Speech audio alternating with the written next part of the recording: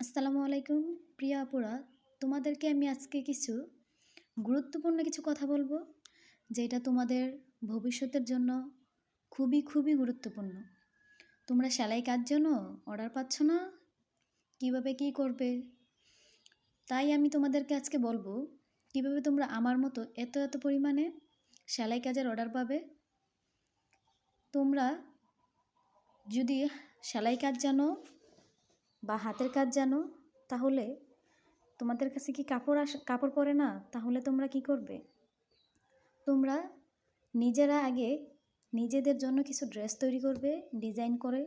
এই ডিজাইনের ড্রেসগুলো তোমাদের আত্মীয় স্বজন বা বন্ধু বান্ধব তাদের কাছে ছবি দিবে বা দেখাবে।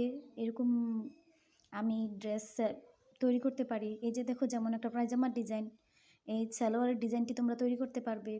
নানান ধরনের হাতাতে ডিজাইন দিয়ে তৈরি করবে, তৈরি করে বাড়ির আশেপাশে বন্ধু বান্ধব সবাইকে দেখাবে।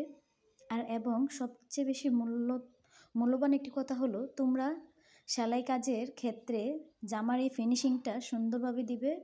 তাহলে দেখবে বেশিরভাগ আপুরাই তোমাদের সেলাই কাজ পছন্দ করবে। এই যে দেখো, জামার যে একটা সেলাইয়ের ফিনিশিং আসছে, এই ফিনিশিংটা তোমরা রাউন্ডটা সুন্দর করে দিবে, সুন্দর করে বানানোর চেষ্টা করবে। আর তোমরা চেষ্টা করবে এই রোলার স্কেল দিয়ে কাপড় কাটার। রোলার স্কেল দিয়ে কাপড় কাটলে কাপড় কাটিং সুন্দর হয় এবং কি বানানোর পরে দেখতে অনেক সুন্দর হয়। আর আমিও তোমাদের মতো প্রথম এরকমই ছিলাম।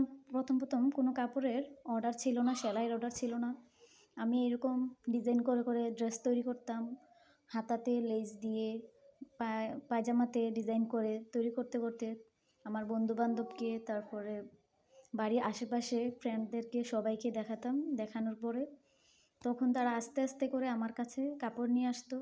তারপর থেকেই আমার এই পর্যন্ত আলহামদুলিল্লাহ এখন আমার প্রচুর পরিমাণে কাপড়ের অর্ডার পড়ে। তোমরা যদি চাও এরকম কাপড়ের সেলাই করতে, তাহলে তোমরা প্লিজ ধৈর্য হারা হইও না, কষ্ট করো, একদিন কষ্টের সফলতা পাবে।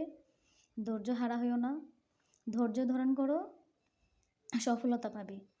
তোমরা নানান ধরনের অন্যান্য সেলাই কাজ, যেমন জামাতে এক কালার জামাতে ফুল করতে পারো, ফুল করে কাজ করে ডিজাইন করে জামা তৈরি করতে পারো।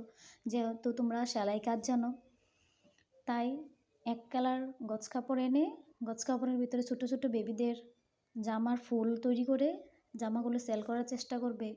চারিদিকে মানুষকে দেখাবে। তোমাদের নিজেদের বেবি থাকলে বেবিদের জন্য তৈরি করবে। তৈরি করলে বেবিদের ড্রেসগুলো পরানোর পরই দেখবে একজনের পর একজন দেখবে, তখন তোমাকে জিজ্ঞেস করবে তুমি কীভাবে তৈরি করলে ড্রেসগুলো। তখন তুমি বলবে চাইলে তোমরাও নিতে পারো, আমি এরকম বিক্রি করি বানিয়ে। এইভাবে দেখবে আস্তে আস্তে করে এক সময় তোমাদের বিজনেসটাও অনেক বড় হয়ে যাবে। আপুরা, সবাইকে বলবো তোমরা নিজেরা হাল ছেড়ো না, কষ্ট করো, একদিন সফলতা পাবে।